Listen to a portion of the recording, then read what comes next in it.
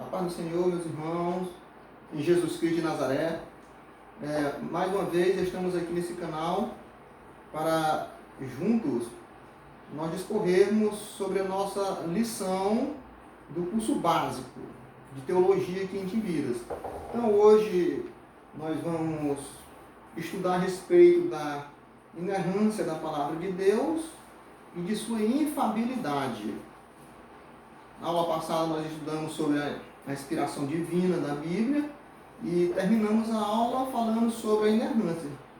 Se ela é inspirada, deve estar isenta de qualquer erro, seja ele de cunho doutrinário, cultural, filosófico e científico. Então hoje, juntamente com os irmãos, nós vamos estudar a inerrância da Palavra de Deus. E antes de nós começarmos, eu quero que os irmãos abram as vossas Bíblias na segunda epístola de Pedro, capítulo de número 1. Segunda de Pedro, capítulo número 1, e versículo 20, se não me engano, 20 e 21. Primeira de Pedro, capítulo 1, versículo de número 20 e 21. Vamos lá. Sabendo, primeiramente, isto, que nenhuma profecia da Escritura é de particular interpretação, porque a profecia nunca foi produzida por vontade de homem algum, mas os homens santos de Deus falaram, inspirado pelo Espírito Santo. Amém. Senhor nosso Deus, Pai querido e eterno, nessa hora, te rendemos graça e te pedimos, meu Deus, a direção que o teu Santo Espírito nessa hora esteja sobre nós, para nos orientar e nos conduzir da maneira melhor que o Senhor entender, que tudo seja para a edificação dos irmãos e para a honra e glória do teu nome. Amém. Pois bem, meus irmãos, o nosso tema hoje, como já foi falado, adiantado para os irmãos, é a inerrância da Palavra de Deus. Essa aula ela se encontra da página número 59 à página de número 71. É uma aula que seria dada em 3 horas, 2 horas e meia. Nós vamos pontuar aqui para os irmãos no máximo em 20 minutos. Para que os irmãos não fiquem sem essa didática, sem essa aula, viu? Então é um modo novo de nós estarmos lecionando e que os irmãos possam tirar os seus proveitos e fazer as suas perguntas. Então vamos lá, página 59, inerrância da Palavra de Deus. O que é a inerrância bíblica? Por que ela é tão importante para nossas vidas? Uma matéria ou uma doutrina como essa, da inerrância, ela é de suma importância para a fé cristã, porque sem essa doutrina, ou sem essa conscientização da inerrância e da infabilidade das Escrituras, a doutrina, ou vamos dizer, os cabouços do cristianismo caía por terra. Então é muito importante nós estudarmos sobre a inerrância e sobre a infabilidade das Escrituras. Disse acertadamente John Wesley, um grande teólogo e um dos reformadores, ele disse acertadamente: se houver algum erro nas Escrituras, é capaz que esteja milhares deles. E ele termina dizendo: se há alguma falsidade sequer na Bíblia, ele não provém da verdade. E nessa hora nós iremos estudar a respeito da inerrância da Palavra de Deus e vamos sair daqui convictos de que na realidade a Palavra de Deus, a Bíblia Sagrada, é inerrante, infalível em qualquer assunto que falar. Pois bem, introdução à inerrância. Então, o que significa inerrância na página 60, o que significa o termo inerrância. Pois bem, essa palavra inerrância, o termo inerrância é um termo técnico, porque provém do vocábulo latim inerrantia e significa aquilo que tem a qualidade, aquilo que é infalível, aquilo que não erra, tanto nas suas informações que nos passa, como nas suas reivindicações que nos apresentam. Isso em todos os campos do conhecimento, porque foi argumentado no século XX que a palavra de Deus ela é mesmo inerrante, ela é mesmo infalível, mas no sentido espiritual.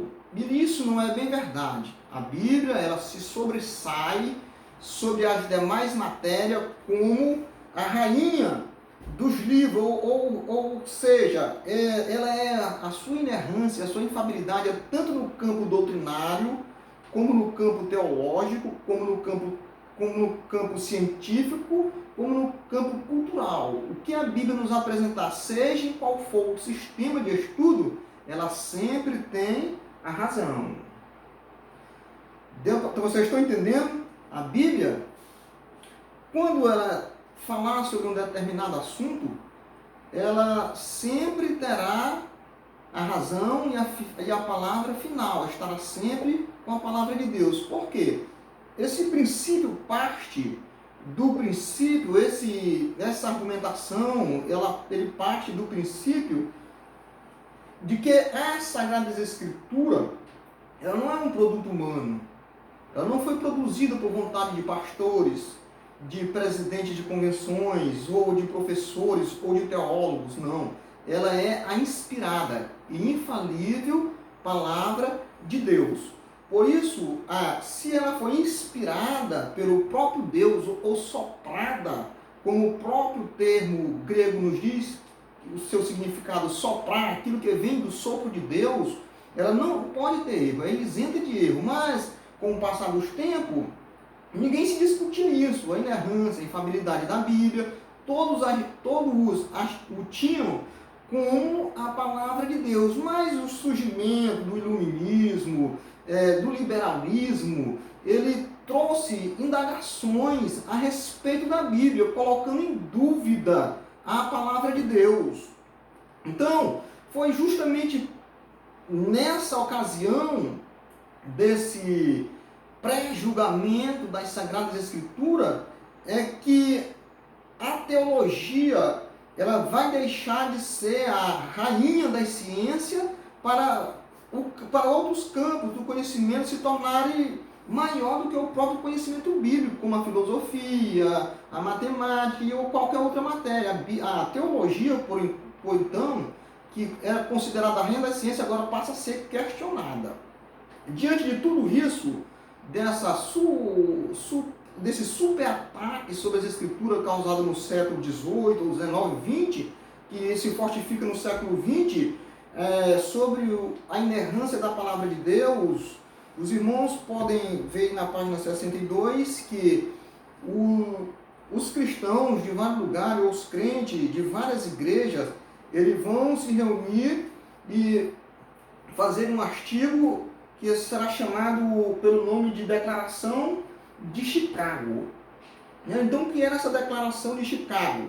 Era a reunião de vários eruditos, de várias denominações evangélicas, que em 1978 se juntaram numa forma de concílio, uma forma de debate, para discutir a inerrância da palavra de Deus. Quando esse concílio terminou,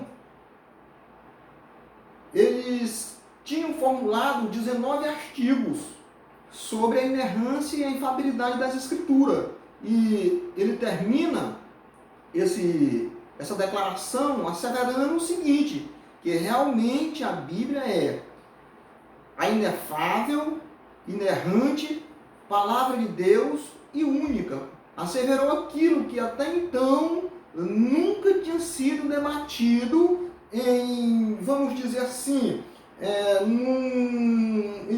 numa época que nunca tinha sido levado em questionamento a autoridade das Escrituras.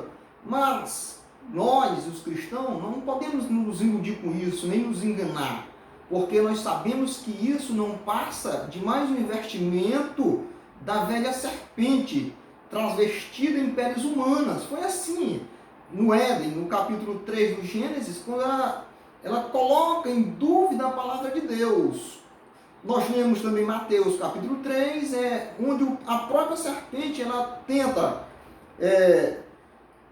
através da própria palavra, colocar em dúvida aquilo que Deus disse, ou aquilo que foi escrito por inspiração de Deus. Então, a Declaração de Chicago ela foi incisiva sobre a inerrância e a infalibilidade das Escrituras e terminou com essa declaração. A declaração de número 13, o artigo de número 13, é bem interessante. Ele diz assim: declaramos que a Bíblia, em sua totalidade, é inerrante, estando por conseguinte isenta de toda falsidade, fraude e engano. Não há dúvida para nós cristãos que a palavra de Deus ela é infalível e inerrante palavra de Deus. Pois bem, na página de número 64, nós vamos estudar a inerrância dentro dos campos de conhecimento da própria humanidade. Por exemplo, a inerrância e a filosofia, a inerrância e a ciência, a inerrância e a arqueologia. Então, são setores do conhecimento e do campo de estudo que vão nos provar que ela é a Bíblia, a palavra de Deus. Mas por falta de tempo, eu só vou me ater aqui na inerrância com respeito à ciência e à arqueologia. Mas, antes de entrar nesse assunto, eu queria dizer aos irmãos porque a objeção contra a inerrância. Porque esses filósofos, até mesmo teólogos liberais como Rudolf Bultmann e outros, eles questionam essa inerrância. Eles tinham suas objeções para rejeitar a Bíblia como a palavra infalível e inerrante de Deus. Com suas próprias consciências, ou quem sabe influenciado pelos filósofos do iluminismo, do liberalismo. O certo é que nós podemos sim usar a ciência em favor da inerrância da palavra de Deus. Mas quais seriam essas objeções? Vejam só. Várias foram as objeções, mas nós iremos destacar aqui umas poucas. Por exemplo, ela foi escrita por homens. Os homens erram. Uma das objeções. E outra, embora que os homens não... Se ela foi escrita por homens, os homens estão suscetíveis aos erros. É bem verdade essa argumentação em certos sentidos, porque nem sempre os homens erram. Os homens são capazes de fazerem projetos sem esses conterem erros. E são sim capazes de errar. Mas eles estão esquecendo que nós não estamos tratando de um documento, de um livro científico, de um livro histórico escrito por homem. Nós limos aqui na segunda epístola de Pedro, capítulo de número 1, versículo de número 20 e 21, que ela não foi dada, nem produzida meramente por homens. Não, ela teve a participação humana. Mas, observando a inspiração do Espírito Santo, esses homens foram capazes de produzir, de receber a revelação e transmitir de uma forma tão fidedigna que ela é capaz de atravessar as barreiras de qualquer horizonte, de qualquer sistema acadêmico que venha existir. Muito bem. Então vamos à inerrância da Bíblia e à ciência. A ciência, eu pergunto, a ciência, ela, vamos dizer melhor, a ciência se contrapõe à Bíblia? A ciência joga por terra a inerrância das Escrituras? Certamente que não. Quando a ciência, ela é uma ciência que se concentra numa ciência de humildade, de reflexão, numa ciência que se engloba no princípio da criação, essa ciência ela não vai de encontro às Escrituras. Pelo contrário, ela prova o que as Escrituras dizem. Por exemplo, a Bíblia é um livro, apesar de não ser um livro científico, é um livro que pode estar de acordo, sem dúvida alguma, com a ciência. Quando nós lemos no livro de Jó, nós vamos encontrar a ciência pura nas Sagradas Escrituras. Por exemplo, o nosso irmão Jó, ele vai nos informar coisa que a ciência diz. Por exemplo, no capítulo 26 de Jó, no capítulo 26 e no versículo 7, Jó diz que a terra é suspensa. A ciência não diz o mesmo? Certamente que sim. Vocês estão vendo que não tem divergência, haja vista que a Bíblia foi escrita há milhares e milhares de anos atrás. E quando a ciência agora descobre que a Terra está suspensa no universo, então a Bíblia está clara e enfática naquilo que afirma. Por exemplo, outra fonte que nós podemos usar a favor da Bíblia como um livro que está lado a lado com a ciência é o próprio Gênesis 1:1. A ciência diz que o universo, o cosmos, ele teve um princípio. É justamente o que está escrito em Gênesis 1:1. No princípio criou Deus, o Senhor, os céus e a terra. No princípio criou Deus, os céus e a terra. Então, é perfeitamente ajustado, adequado. Tinha muitos outros textos, mas pelo tempo eu vou me ater a esses exemplos e que os irmãos possam estar tirando proveito desta aula e que a vossa fé e a vossa confiança nas Escrituras seja sempre mais e mais esclarecida e mais confirmada pela vossa fé. Mas, se nós fôssemos citar outro texto, a ciência diz que a água ela sobe em forma de vapor. A Bíblia Sagrada diz a mesma coisa. Quando nós lemos no capítulo de Jó, no capítulo 33 e 27 de Jó, ele vai dizer essa mesma afirmativa da ciência. Então não tem por que nós duvidarmos da palavra de Deus. Eu vou, na próxima aula, na última aula, quando nós formos falar na preservação e tradução da Bíblia, nós vamos nos ater mais sobre a preservação das Escrituras. Porque eu acredito piamente, como vocês também, que ela não contém erro, que ela não contém falha, mas é certa naquilo que passa, naquilo que afirma. Se nós fôssemos buscar o conhecimento arqueológico a favor das Escrituras, nós encontraríamos provas científicas de que arqueologicamente a palavra de Deus fala a verdade.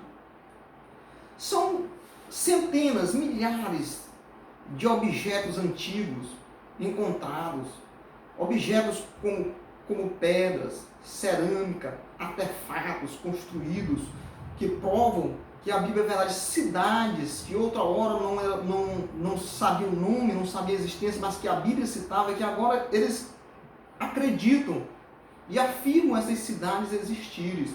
Pois bem, não é pelo fato de nós encontrarmos muralhas caídas, pedaços de objetos quebrados, muros derrubados, cerâmicas escritas, que vemos, não é isso que vai fundamentar a nossa fé na Bíblia. O que nos fundamenta a nossa fé na Bíblia é justamente o seu testemunho que ela dá de si mesma. Então, que Deus em Cristo nos abençoe, nos faça crer sempre mais e mais em sua palavra e que nós possamos crescer no conhecimento do nosso grande Deus através de sua revelação à palavra de Deus. Amém.